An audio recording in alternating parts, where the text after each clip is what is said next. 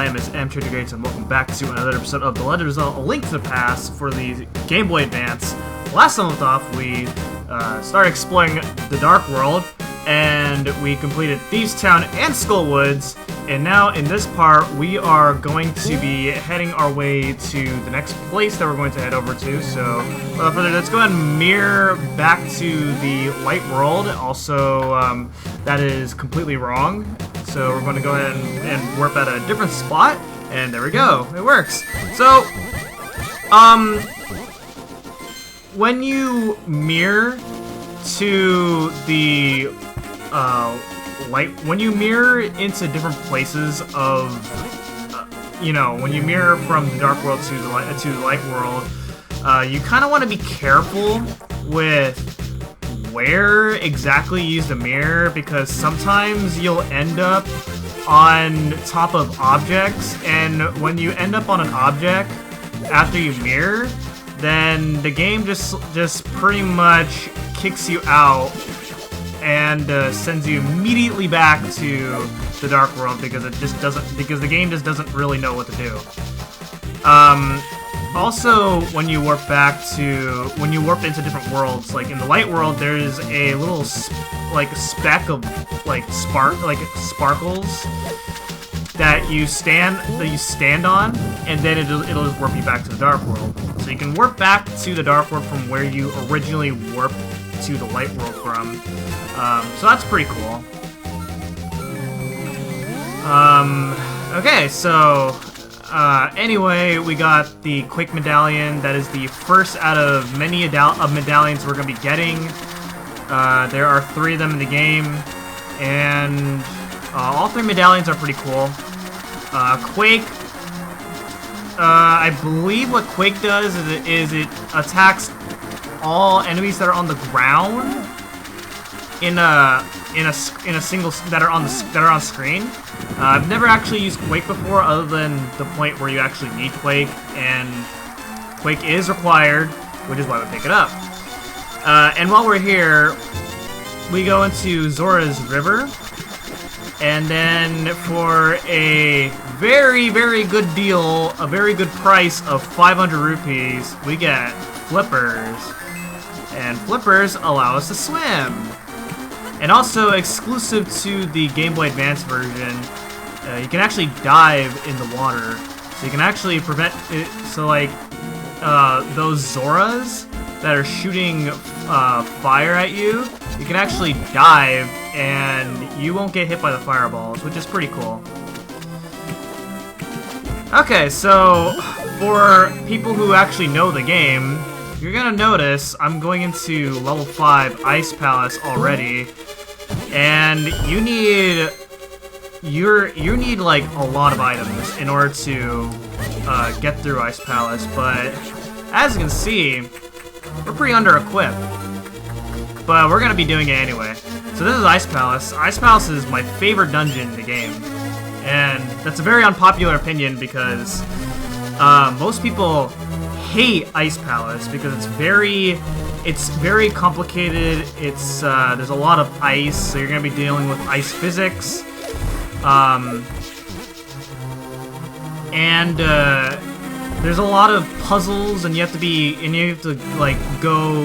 a bunch of loop arounds, and it can be very easy to get lost. And then there's also very powerful enemies in this dungeon.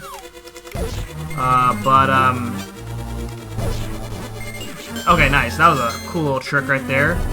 But, if you know your way around this place, it's really not that bad. And also, the ice physics are pretty fun to handle, which is a very unpopular opinion, but I like it. Oh, come on. Alright, hold on. Alright, so I'm gonna go ahead and line myself up precisely. Yeah, there we go. Alright, so that was another bomb jump. That bomb jump is again a pixel perfect bomb placement and a pixel perfect link placement. Doing that bomb jump basically skips half the dungeon, which means we are and we were already halfway through the dungeon when we got to that room, so which means we're about to head to the end. Crazy, isn't it? Alright, so you're gonna notice I don't have a boss key. That's okay. We don't need the boss key. And also, there's the item of the dungeon over there, which we don't need, because it's okay. Alright, so head down over here. By the way, this dungeon's different in this version of the game. And you're gonna notice that that room that I just went through is not the same if you're playing along with me on the Super Nintendo version. Alright, now it's time to fight the boss. So this is Cold Stare, and Cold Stare hurts.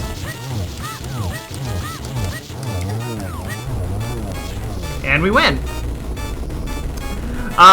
So Cold Stare does 4 hearts of damage, so that's a very, very scary fight. And I'm glad that I made it through. Alright, so that was Ice Palace. Favorite dungeon out of the way. Very easy. That's normally supposed to be a 10-minute dungeon, but we just beat it in like under 6 minutes. Thanks to you, I was able to escape the clutches of the evil monsters. Thank you! They say the Hylian people mastered the mysterious powers, as did the 7 sages, but the blood of the Hylia has grown thin over time, and we who carry the blood of the 7 sages do not possess our ancestors' powers either. But our power will increase if we mix the courage of the knights with the wisdom of the sages. Perhaps there's still a way in which we can help you. But there's little time before the gate at the castle linking the worlds opens completely. If you defeat Ganon, this world will vanish, and the Triforce will wait for a new master. I believe in you. Good luck.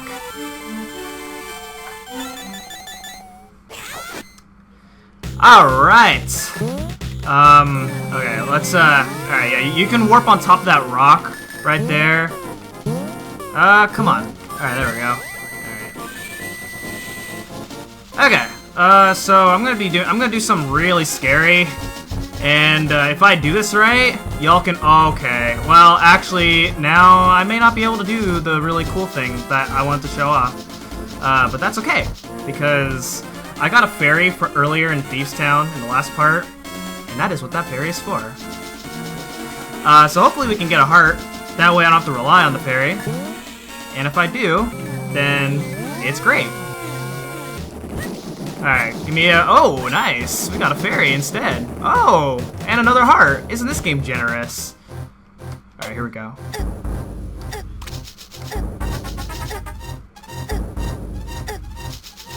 I think I may have messed up, actually.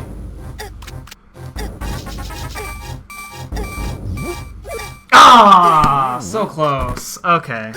So, if you are really good, you can actually make it through all those spikes with just 1 heart, but man, that was so close.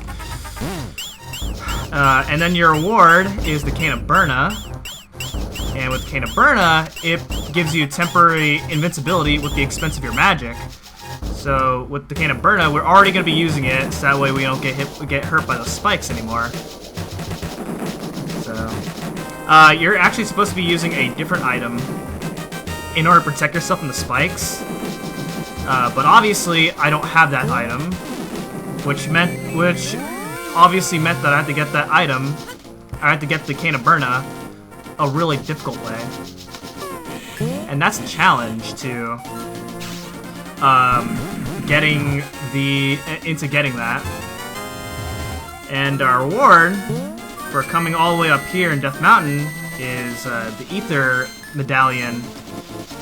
And Ether is a really cool medallion because it allows you to freeze all enemies that are on screen, and then some other enemies get destroyed by Ether, which is good. Alright, so head over here, and we get the Ice Rod. This is a pretty well hidden area, I'd like to think. In my playthroughs, it's really easy to forget this place because you have to go out of your way in order to get the Ice Rod.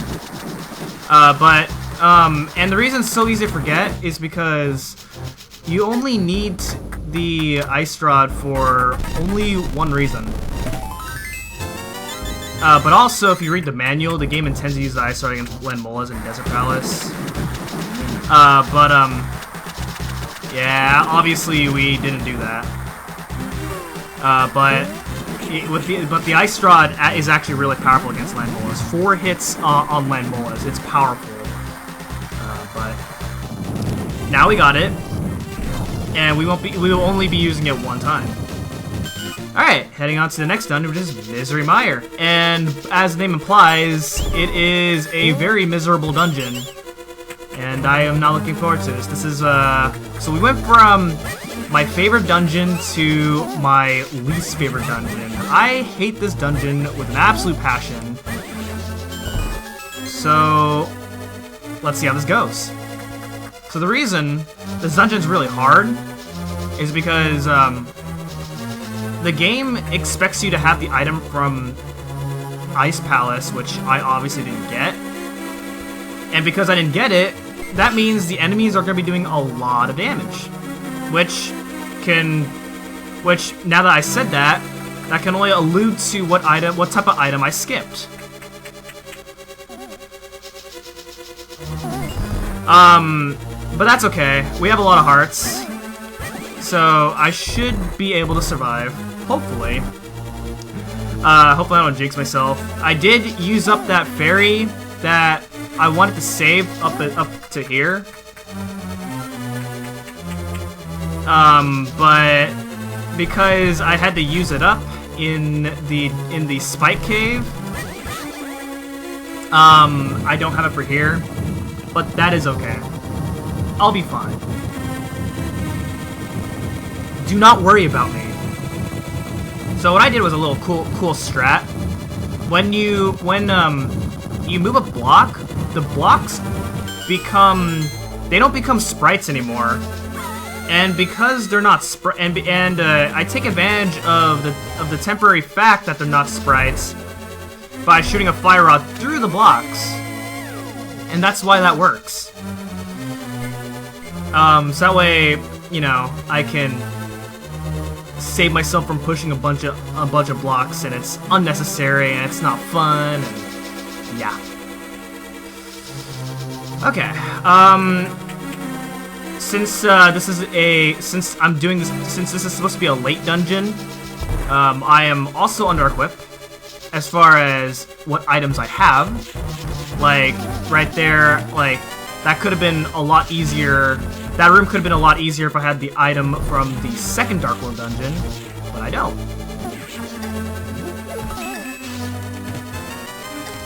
I'm gonna pick that up, thank you. Okay, get through that door. Alright, and now we're up to a different part of the dungeon. I'm gonna go ahead and kill that guy, and if you kill that Wizrobe, then that pot that I just pick up will contain a heart. Which is good, because you want to have a lot of hearts. This dungeon's hard, really hard. Those Wizrobes do 4 hearts of damage. It's insane. Oh boy, okay. Those fireballs can be mean. Okay. So we're almost done. We just gotta get through this place.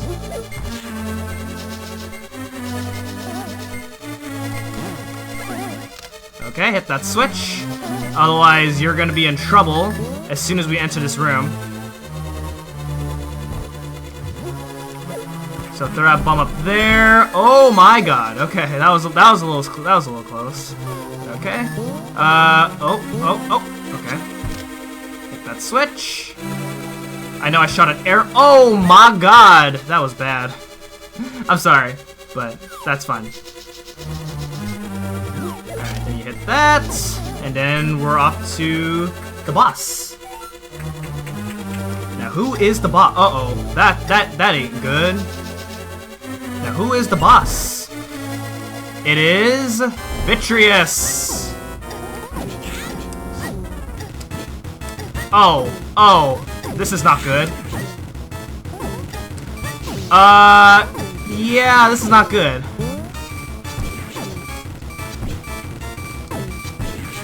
Okay, we're good. Okay, that was really scary.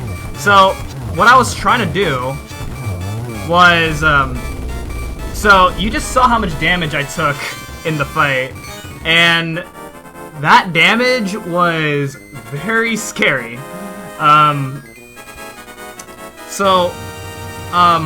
The eyeballs, all the eyeballs in that fight, all do 4 heart damage, which is a lot. It's crazy. I'll explain more after this. Because of you, I've escaped the clutches of the evil monsters. Thank you! Ganon captured us because he couldn't break the seal of the sages with his power alone. And then, using the wizard Aghanim as his pawn, he drew us to the Dark World. After cracking the seal with our powers, he sealed us inside those crystals. He then gave us to his loyal monsters. But Ganon didn't plan on you getting this far. Now Princess Zelda is waiting for you inside a Turtle Rock. Please hurry. Turtle Rock sounds interesting. But the reason why the strat that I was trying to do works, and it's really fast, the eyeballs all do 4 hearts of damage, which is crazy. It's a lot of damage. The goo that they're inside does 1 heart of damage. So I'm trying to use the iframes from the goo in order to, like, get as much damage in on the eyeballs as much as possible. Obviously, since I messed up, that could have been really bad, especially since I didn't have a fairy coming into that battle. But we survived, so all is well. We didn't die, so that's a good thing.